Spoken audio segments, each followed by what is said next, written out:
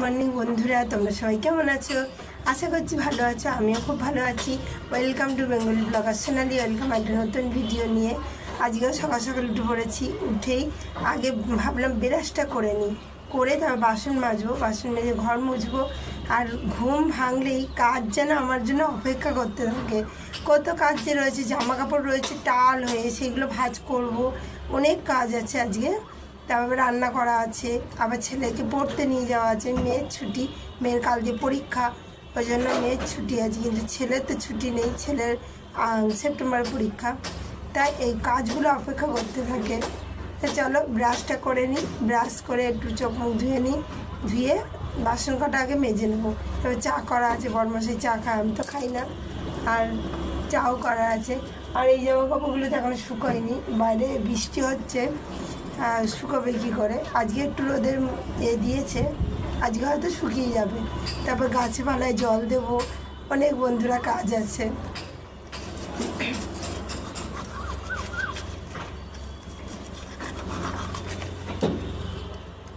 বাজে হয়ে গেছে, তাই আমি মুখ ধুতে চলে এসেছি।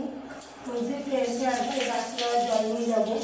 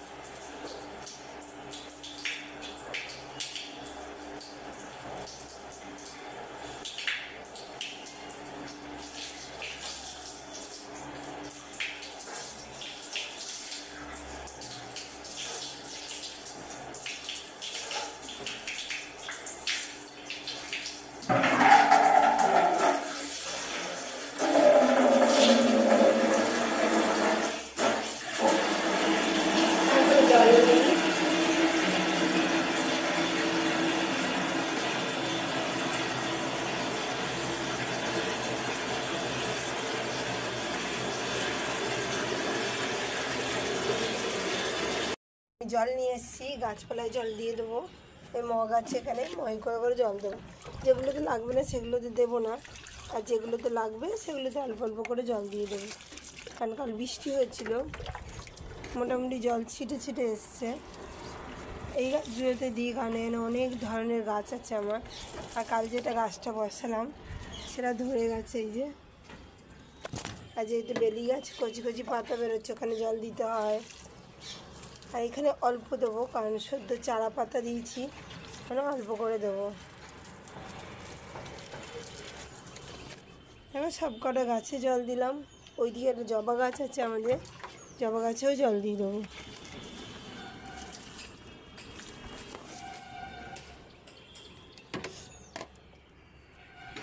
জল দেওয়া হয়ে গেছে, এবার আমি যাবো বাসন কটা মেজে নেবো। একে আগে কাজগুলো না করলে কাজগুলো শেষ হবে না। চলো কাজগুলো ঝটপট করে নিই।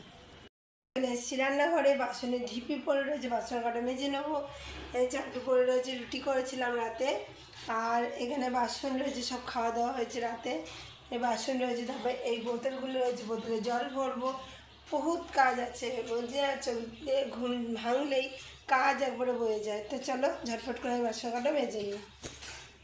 বাসনগুলো ভিজিয়ে নিলে কি হয়, ঝটপট করে বাসনটা মাজে দেয়।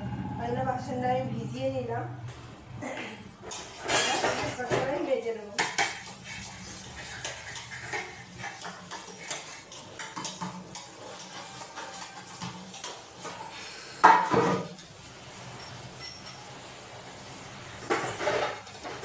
বাইরে খুব সুন্দর বন্ধুরা হাওয়া দিচ্ছে, হাওয়াতে দরজা জানলা সব খুলে যাচ্ছে।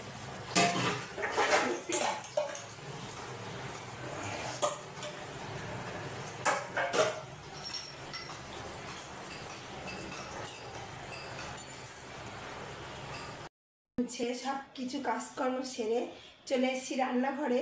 এবার রান্নাবান্না করবো। এসে চা করলাম, চা টা করে দেওয়া হয়ে গেল।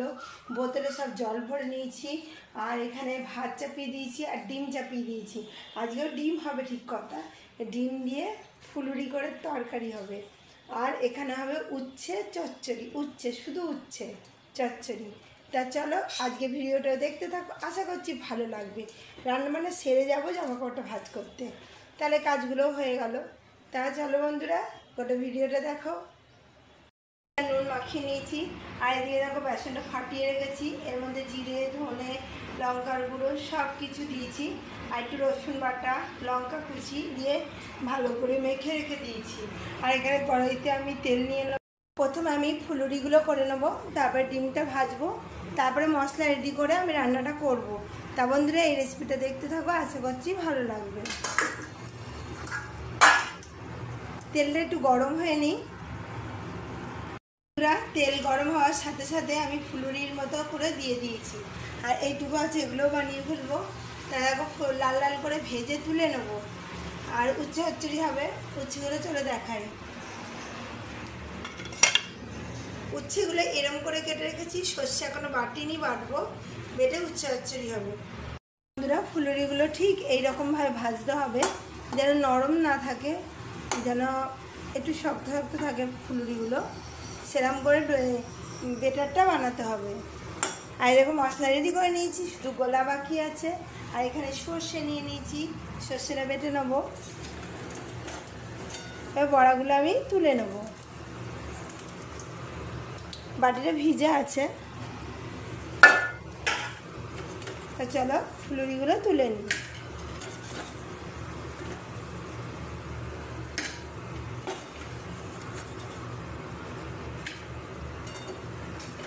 ফুলুরিগুলো সব তুলে নিলাম, এবার বাদ বাকি ফুলুরিগুলো ভাজা আমার হয়ে গেছে।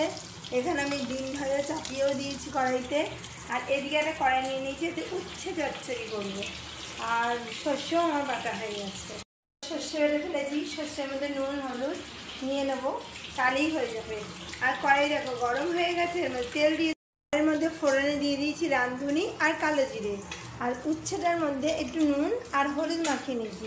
এবার এগুলো আমি তেলের মধ্যে দিয়ে দেবো। তেলের মধ্যে দিয়ে দিয়েছি। এবার একটু ভাজা ভাজা হয়ে গেলে সর্ষের মধ্যে ততক্ষণে আমি হলুদ আর নুনটা নিয়ে নেবো, আর এদিকে ডিমটাও উল্টিয়ে দেবো। আর পিজ্জা একটু ভাজা হয়ে গেছে।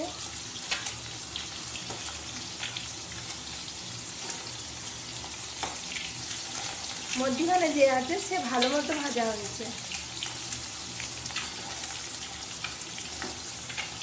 আর এই উচ্ছেগুলো একটু তেলের মধ্যে নাড়াচাড়া করে দেবো, তাহলে পরে ভাজাটা ভালো হবে। আর এবার নুন হলুদটা মাখিয়েও দিয়েছি, আর একটু ভালো হবে।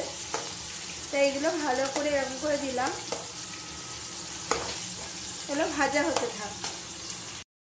তুলে নিয়েছি, আর কড়াইতে আমি তেলের মধ্যে দিয়ে দিয়েছি গোটা জিরে ফোড়ন।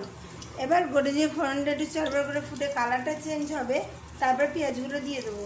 আর এদিকে দেখো উচ্ছেগুলো আমার ভাজা হয়ে এসছে।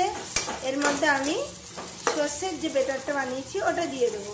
দেখো কি সুন্দর এক পিঠ ভাজা হয়ে গেছে, উল্টে দিলাম।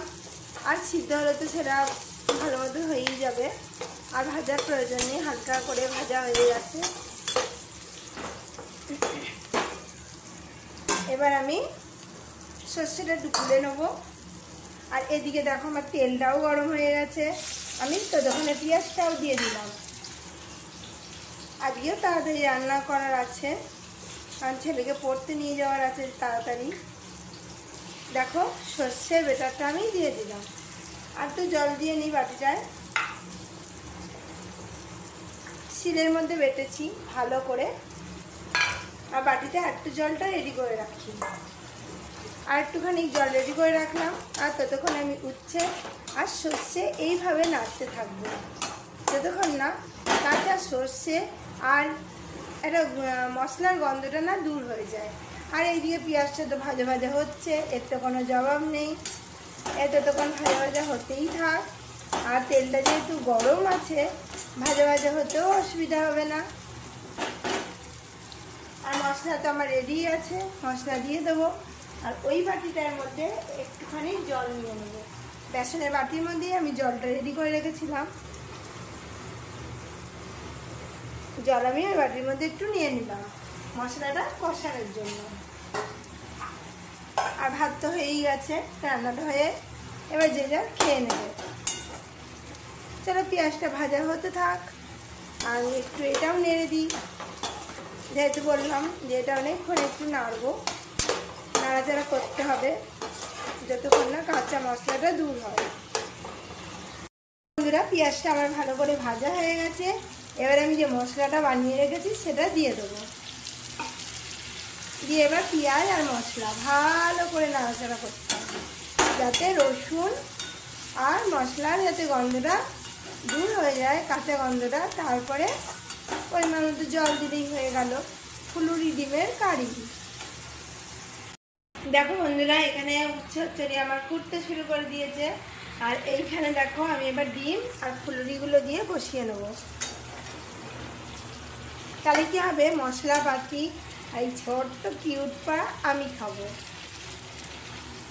দেখো মশলার মধ্যে দিয়ে দিলাম।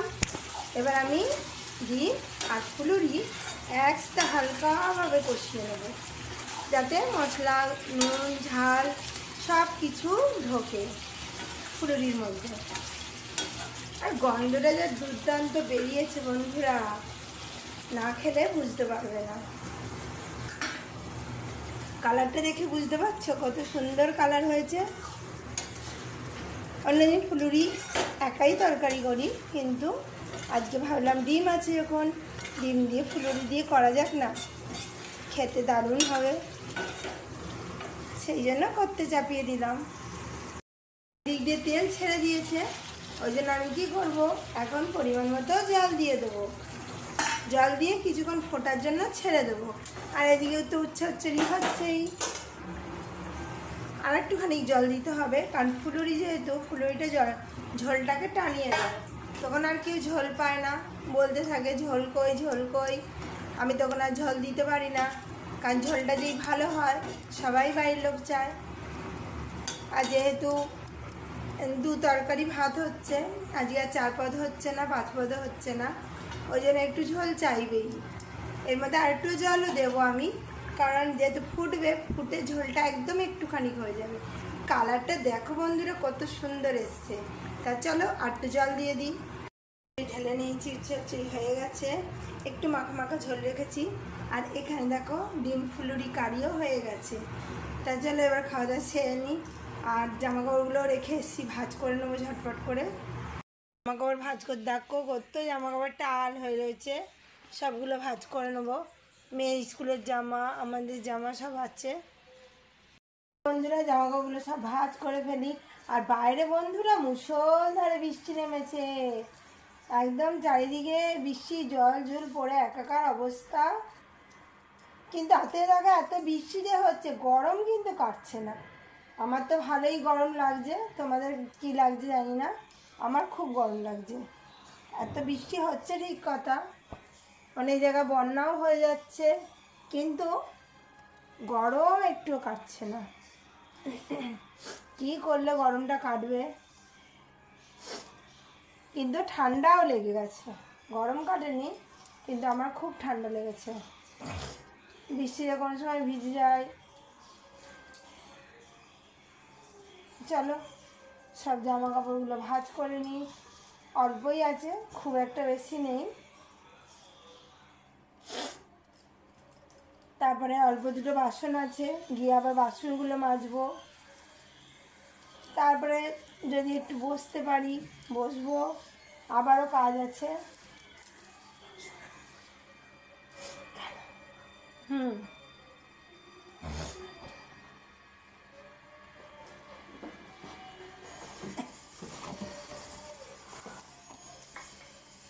আমার সব জামা প্যান্ট ভাঁজ করা হয়ে গেছে, দিয়েও ভাঁজ করা হয়ে গেছে। এদিকে বরমাসের জামা ভাঁজ করেছি, ব্যাগ। আর এদিকে দেখো স্কুলের জামা, আমাদের সব বাইরে পড়ে যাওয়ার জামা। তা চলো এবার এগুলো ঢুকিয়ে রাখি। এখানে সব জামা কাপড় আমার রাখা হয়ে গেল। এবার আমার কিছুক্ষণের জন্য কাজের একটু ছুটি পেলাম। এমন বৃষ্টি, এদিকে বৃষ্টি এদিকে রোদ, অসাধারণ ব্যাপার। পাচ্ছো তোমরা কত বৃষ্টি যে হচ্ছে দেখো, কিন্তু অথচ রোদের ঝলকও দেখো, সূর্যদেব ওই যে দেখা দিচ্ছে, কীরকম লাগে দেখো।